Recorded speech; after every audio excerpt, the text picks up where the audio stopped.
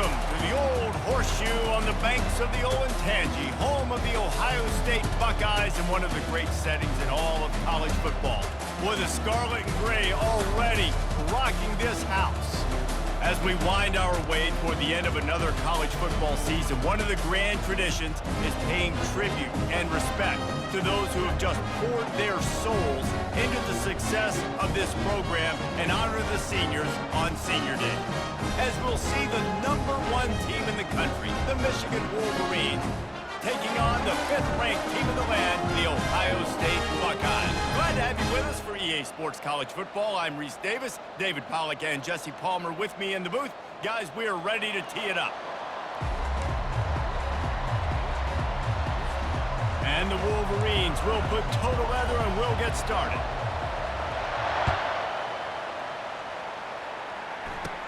Here's the return from inside his 10. Not a lot of space to be found. Good hustle by the coverage team, and they stop him at the 21. So the Ohio State Buckeyes offense will take the first swing of the game. Stakes are always high in the game. Careers are made and lost because of it, and they'll have to manage their emotions, guys. Some games in college football just mean more. When you think about Ohio State and Michigan, you think about not just Big Ten implications, national title implications, Heisman Trophy implications. Late in the year, David, this is just must-watch TV. Must-watch TV. Two of the winningest programs in college football history. This game, I tell you what, recent years has really brought back the tradition and been so much more competitive now that Michigan's also getting some wins. After losing a couple on that last play, here's 2nd and 12. To the air, it's Howard. Reacted well to the tip, but just couldn't squeeze the football. Instead of the turnover, it'll be 3rd down. They line up, and it is a long way to the sticks from here. And the quarterback is snowed under. He is a menace rushing the passer. Career sack number 20. I mean, some people just have a knack for getting to the quarterback. What a great job throughout his career. Getting there, getting him down, getting pressures. He has been a quarterback's worst nightmare. I was just going to say, David, you don't sleep well as a quarterback the night before you have to play against this guy because he is going to sack you. That is a guarantee. Death, taxes, and sacks for that guy. The Wolverines offense taking the field. First chance we have to see them today. As we take a look at our impact players for this one, what are you looking for, Jesse, for a guy to make an impact? Well, these are simply put the leaders of this football team, and generally games go how these guys play. If they make plays, then they've got a shot to win this one. No doubt, they got to show up. These are the team leaders. These guys have to play well if they're going to win the football. Let's go. Right. This crowd going to try to make life miserable for these guys. Handoff to the lone back. Runs through a tackle. And they'll finally get him down after a terrific pickup. Those who stay will be champions, so said Bo Schembechler, and those who keep it on the ground churn out first downs. It's because it's a way of life, right? It's that physicality. It's going to be hard in practice all week. When you're at Michigan, it's going to be grind. It's going to be physical. That's who they are. They won't compromise. And if you get to stick around here recently, a lot of success, too. This crowd rising up, sensing that its defense needs some help. They'll leave it with him. Got some room in to the goal line. And he runs it in for the score. Touchdown, Wolverines. They can use this first score to sort of set the tone, guys, in this rivalry matchup. Man, doesn't this feel good to come out, score early, get the crowd involved, get the nerves out of the way, Palmer, when you're playing in a big rivalry game? Yeah, and I feel like momentum's always a big thing in any game, but in rivalry games, it's that much more important because everybody is going to feed off that first score now. Lining up to tack one more onto that lead. And the extra point makes it 7-0. Quick work on that scoring drive, just 4 plays. And the score came on an impressive run from the 20. About to kick it off after punching it in for the touchdown. Caught inside the 20, chance for a good return. Able to find enough room to get it out across the 25. He's brought down at the 26. The Buckeyes roll that offense back out there. That last drive won't go on the highlight reel after ending in a punt. They'd like to be more productive this time, David. And I think this offense has to be a little bit more balanced. Find a little balance between the run, Jesse, and working in that pass. And I think, too, David, it's just going to take a spark. It just takes one play to get this thing picked up and going. To the ground with the back.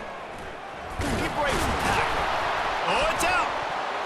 Oh, look what I found. The offense keeps it. We've reached the end of the period, and Michigan has the lead. One period in the books, and let's take a look at the stats.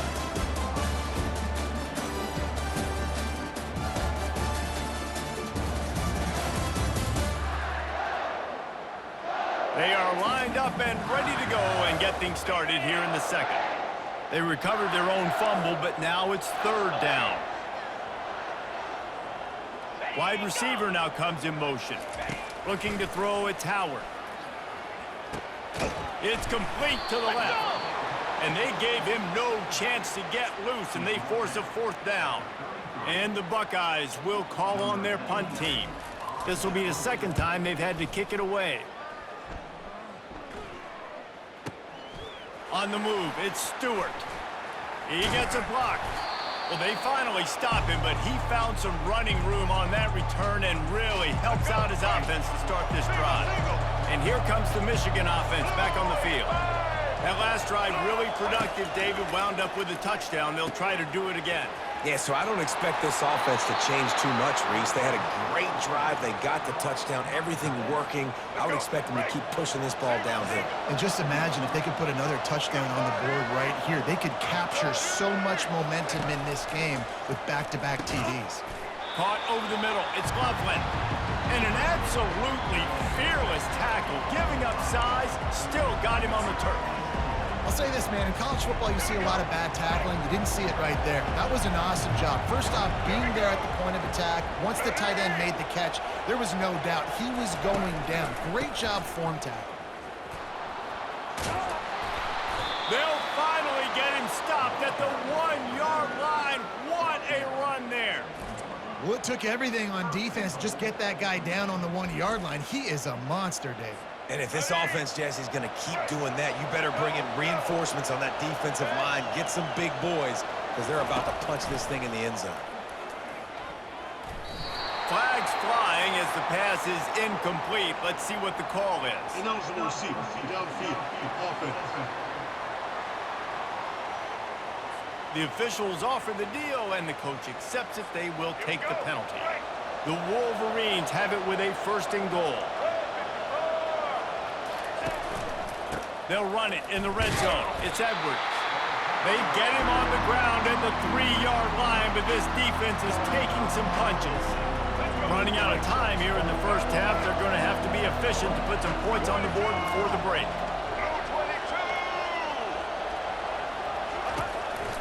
Trying to power it in. And he takes this one back to the line of scrimmage. A rather anticlimactic end to the first half.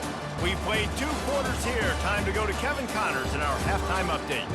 Thanks so much, guys. And I need not tell you, rivalry games always bring out a ton of emotion. And no surprise, we saw just that in the first half today. And we've got to start our halftime breakdown with this superstar running back. His elusiveness, his raw power. This young man is the total package. And his ability to catch the ball out of the backfield is a differentiator. A lot of guys can hit the hole. This kid can hit the hole and hit the home run in the passing game. The Buckeyes will boot it away to start the second half.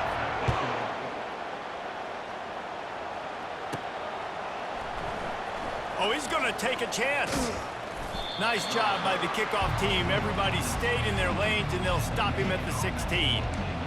Michigan ready to get that offense rolling again. 3 tight ends in the formation on 1st and 10. They'll open the second half with a run. Slams into the pile. He'll get 1 to the 17. Didn't get much on first down. It's 2nd and 9. From the gun, they'll give it on the inside. He'll be stopped just short of the 20 at the 19, give him 1. And these defensive tackles just eat people. They swallow human beings when you get near them. They're so big, so strong. And those running backs coming, they just need a mid. They put one mid on a running back, and he usually falls to the ground just because of their sheer mass and strength. And they reacted well to the completion, but it was too late to keep them from getting the first down. Well, they pick up the first against zone coverage. The biggest key there is the quarterback understanding that A, it's zone, but B, what kind of zone is it? Is it one high safety? Is it two high safeties? And then you know instinctively where your best throw, where your highest percentage completion is based on what type of zone coverage it's going to be. He now has 85 yards rushing, and that should be no surprise. He's been among the nation's elite all season. Back to pass, it's Orji. It's caught. And he was loose and in the open field and on his way. A tremendous pickup on that one. That's a really nice pass. You can see why this guy right here gives the Michigan faithful a reason to be optimistic. You know, for years we know Michigan has always been good at running the football, but they've got to be able to throw. They've got to be more consistent making big plays through the air. This guy gives them that chance. It's just so nice to have a QB under center. Nowadays in football, you can trust these guys. You put so much on their plate, and you tell them, go get positive yards when it's there. And a lot of these guys are such great athletes, they do it with ease. Well, the quarterback knew he wanted to go to his tight end on that play. He's a big physical target, but it was the hit on the play that forced the incompletion. The play action fake. Throws to the tight end. Wide open downfield. And he'll take it in and house it. Touchdown, Michigan. They built a comfortable lead, and Michigan is firmly in control. Hail to the victors has been playing. This team has handled the moment, handled the game as well as any Michigan team we've seen. They know every year this will be a fight, but Michigan has brought it, and Ohio State hasn't responded. And I think Michigan has just done a better job executing here in the second half. I love the way they've mixed in the run with the pass offensively. Defensively, they're doing a great job communicating. They're just the more locked-in team here late in the game.